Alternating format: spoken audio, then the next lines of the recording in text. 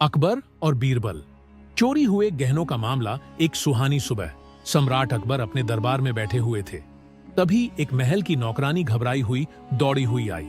उसने बताया कि रानी के बहुमूल्य गहने चोरी हो गए हैं। गहनों की कीमत बहुत अधिक थी और अकबर तुरंत चिंतित हो गए। महल बहुत बड़ा था और उसमें कई लोग थे। आखिरकार किसी ने गहने कैसे चुराए होंगे, यह एक बड़ा सवाल था। अकबर ने अपने सबसे बुद्धिमान सलाहकार बीरबल को बुलाया और उनसे मामले की जांच करने को कहा। बीरबल ने सर झुकाकर जवाब दिया और उन्होंने सम्राट को बताया कि वह तुरंत मामले की जांच शुरू करेंगे। बीरबल ने नौकरानी से पूछा, कौन लोग रानी के कमरे तक पहुंच सकते थे पिछली रात? नौकरानी हिचकिचाई। सिर्फ रानी का परिवार और महल के कर्मचारी महाराज।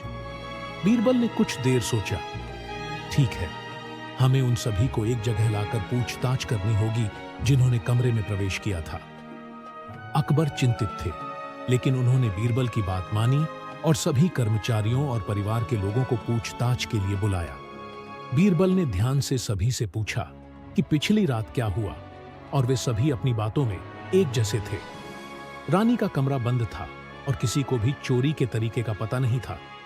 घंटों की पूछताछ के बाद बीरबल को कुछ अजीब लगा। रानी के कमरे में सिर्फ कुछ मिनट पहले गए रसोइये का चेहरा काफी घबराया हुआ था। बीरबल उसके पास गए और पूछा, जब तुम रानी के कमरे से बाहर निकले थे तो क्या किया? रसोइया घबराते हुए बोला, मैं रसोई में गया था, जैसा हर रोज करता हूं। बीरबल ने एक अजीब सा अनुरोध किया, पिछली रात जो खाना तुमने परोसा था वह मुझे लाकर दो। रसोइया, जो थोड़ा चौंका था लेकिन आज्ञाकारी था, खाना लेकर आया। बीरबल ने ध्यान से देखा और प्लेट पर एक सोने के धागे का छोटा सा टुकड़ा पाया। बीरबल ने उसे सभी के सामने उठाकर दिखाया। यह कहां से आया? बीरबल ने पूछा। उसकी आंखों में संदेह था। रसोइया चौंका हुआ था। मुझे नहीं पता, मैंने इसे ध्यान से नहीं देखा। बीरबल मुस्कुराए और बोले, यह रानी के वस्त्रों का धागा है। केवल वही व्यक्ति जो रानी के पास रहा होगा, उसके पास ऐसा धागा हो सकता है। रसोइया का चेहरा पीला पड़ गया। अब उसके पास केवल सच बोलने के अलावा कोई चारा नहीं था। रसोइया घबराता हुआ बोला, महाराज, मेरा इरादा गहनों को चुराने का नहीं था। मैं तो सिर्फ कुछ सिक्के चाहता था, इसलिए मैंने गहनों में से थोड़े से चुराकर बेचने का मन बनाया था। लेकिन योजना गड़बड़ हो गई और जब मैं उन्हें जल्दी नहीं बेच सका, मुझे डर लगने लगा। अकबर को राहत मिली, लेकिन वे गुस्से में थे।